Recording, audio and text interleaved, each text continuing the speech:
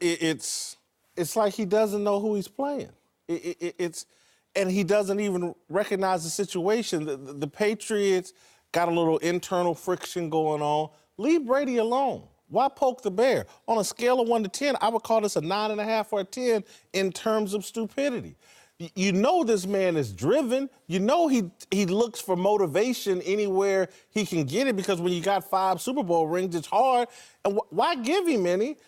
It's crazy, and I guarantee we're going to see an insane, obsessed Tom Brady that he will have words with this dude at some point in the fourth quarter, and he'll point to the scoreboard and say, now what? See, my takeaway is Brady doesn't know his name. He thinks of him as number 31 on tape. But if you ask Tom Brady who Kevin Barrett is, he'd be like, I don't know who you're talking about. I don't even think this guy, I don't even think Brady, it will have no meaning. He doesn't know his name. Now, Brady knew Ed Reed, and he knew Troy. And those guys are smart enough not to open their mouth and handle it on the field. You think this will tick Brady off? Yes. He looks for this. He's on the hunt constantly. Somebody say my name. You didn't watch The Wire, but he's like Marlo. My name was in the streets. He gonna do something about it.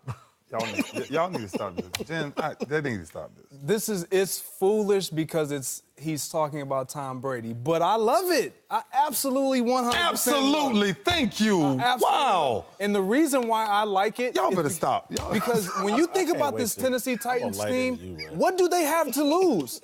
You talked about it. They shouldn't be in the playoffs. They're the worst team in the playoffs. Easily. They have absolutely nothing to lose. And when he was asked about this, he said, this win or go home. So I don't care who he is. I don't care who we playing. I'm trying to make him look like Blake Bortles. Man, it is easy to talk that. It is. But he has to say something. You can't just surrender just Were you talking trash before playoffs? A young lion ain't walking across that Serengeti quiet.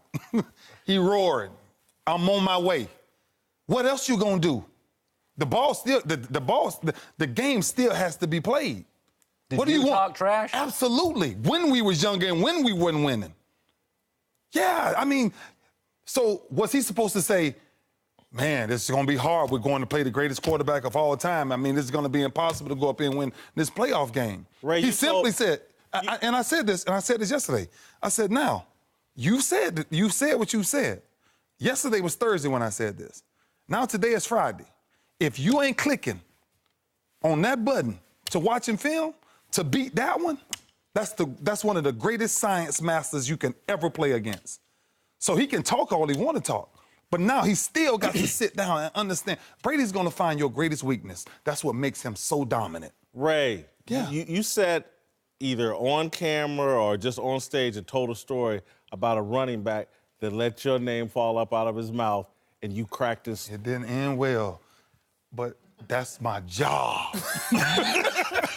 Who was it?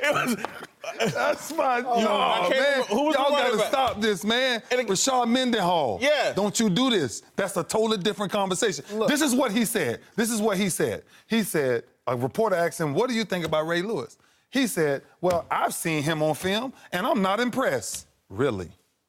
Hey, that was his feelings. That was what you expect him to say. But what did Ray do? What if Ray took him out? I did not take that man out. I did my job. I have a job. You broke his sternum. When a running back fills the hole, I have a free run to say I don't think that's going to happen. And I don't think either one of us is saying that Tom Brady won't attack him, right, and take advantage of it and make sure that he let him know that you don't ever disrespect me like that. Yeah, he may do it, but if I'm Kevin Byard, if I'm on that Titans team, I got to step up now. Now, if he comes in this game and he makes plays, they still lose, we still going to say, well, he did something. I made a statement, 1993, at the University of Miami. I started my first game as a freshman against Colorado Buffaloes. I had 19 tackles, Rashawn Salaam, Cordell Stewart, Michael Johnson, Charles Westbrook, all these guys, Christian Fourier, all these guys, fully loaded. I go out there, Keith Jackson, Raven, and after the game, I say a statement that I may be the greatest Hurricane to ever walk up out of here. And this guy is cocky, he's this, he's that. Michael Irvin called me and said, that's Hurricane football. All I'm saying to KB Byard, if you gonna do it, back it up. If you gonna do it, study enough Because the person you going up there to play, he heard it. He heard it, just like you told me. When Rashard Mendenhall told me, I put that same article in my locker. Okay, we got to play the game. We'll see. I mean, you got him a little bit. No, he put him out. I mean, You need to stop that. I did my job. It was a supporting cat. I got kids, man. I'm not a mean guy. Yes, you are. Listen, I think, again, Brady's teetering. There's stats that saying he's slowing down his last 5 games this year. I think there was a little friction in the locker room, he and Belichick and all this stuff.